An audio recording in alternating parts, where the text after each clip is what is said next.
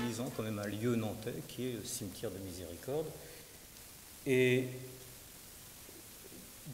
déjà en écrivant ça, je savais que je serais amené à écrire dans le champ autobiographique de façon beaucoup plus poussée, et cette fois sans masque. C'est à cette époque à peu près que j'ai conçu le projet de Nom de Nantes, qui est un livre qui ne s'écrit pas comme ça, comme un autre livre, avec un plan, et puis on y travaille pendant un an. C'est un livre qui doit mûrir longtemps, parce qu'il y a un véritable travail de documentation sur soi-même à faire. C'est bien beau de vouloir mobiliser sa mémoire, mobiliser des souvenirs, mais encore faut-il que les choses viennent, il faut les amener, il faut attendre qu'elles viennent, il faut les solliciter, il faut faire un véritable travail de documentation sur soi.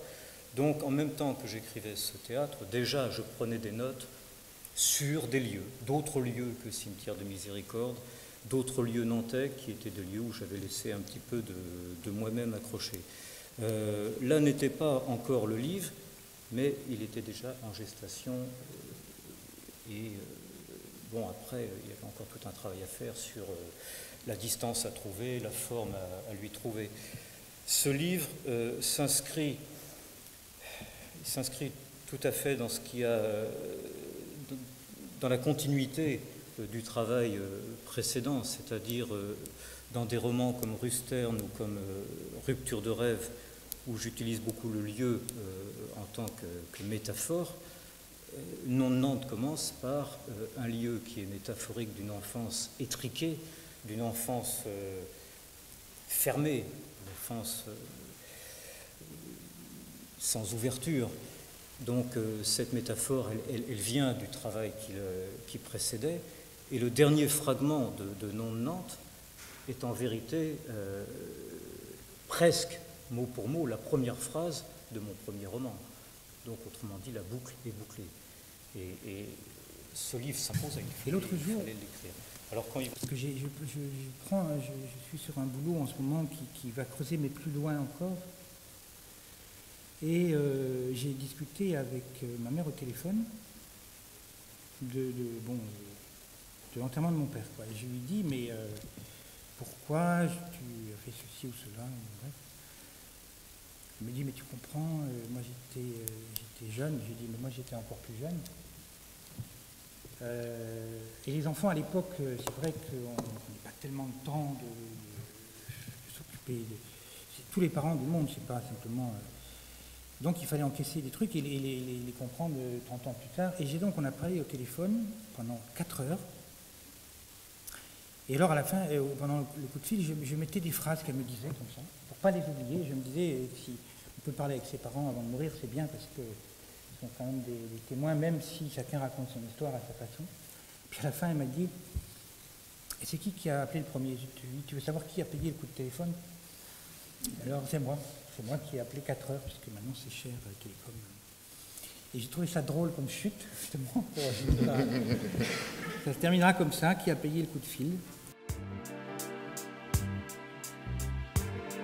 Je n'ai pas du tout envie de mêler ma biographie à ce que j'écris ostensiblement, de dire oui c'est moi, je dis rien. Vous comprenez ce que vous voulez. Non, je pense que la biographie est une chose encombrante quand on lit un livre, parce que du coup on s'attache à savoir oui, est-ce que c'est son père et comment étaient ses rapports et quel âge a-t-elle, etc. Je trouve que ça encombre. La littérature, c'est la littérature. Et en plus on prend un tel recul quand on écrit, même si on écrit à partir de choses qu'on a vécues. Par exemple, mon livre sur Vitesse, j'ai écrit évidemment à partir de ce que j'avais vécu professionnellement à ses côtés.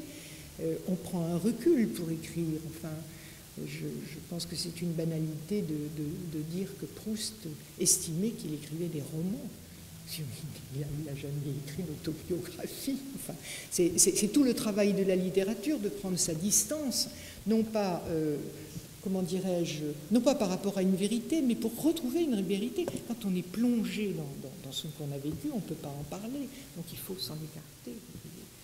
Et donc toute cette distance, ce chemin qu'on fait, pour s'en éloigner, on n'a pas envie de un journal de voyage en sens inverse en disant... Il reste dans un endroit donné, il invente un journal de voyage, et il y a déjà une masse d'informations suffisamment importante en Europe pour qu'on puisse mettre des statistiques réelles, etc., toute une documentation, et y joindre, il y a des séquences de comportement de voyageurs, des séquences d'anecdotes, etc., qui font qu'on peut faire aussi bien que la vie, en fait. Et donc, c'est un peu le début, peut-être, d'histoire du mentir vrai, quoi. Enfin, donc, ça n'a pas été que du commentaire de commentaires, ça a été aussi le fait que j'étais persuadé du phénomène de l'intertextualité, enfin que, comme dit Gracq, les livres poussent sur les livres, quoi. Enfin, et donc, ce livre-là a poussé sur tous ceux que j'ai lus, à un moment où, non seulement par un phénomène bien connu, les souvenirs de la petite enfance sont censés remonter de manière récurrente, comme ça, mais il me semblait que ça n'est qu'avec la retraite, donc une rupture effectuée, la rupture de la retraite, qui me coupait non pas tellement de l'enseignement, parce que j'ai continué à en faire un petit peu, mais de tout ce poids administrativo-réformateur, etc., qui encombrait ma vie auparavant. À partir de ce moment-là, cette rupture, je pouvais parler d'une rupture, de la première rupture, c'est-à-dire de la perte de la ville et la perte de mes repères en 1943, donc après les bombardements, un statut de petite personne déplacée, quoi, et que ce déplacement m'intéressait.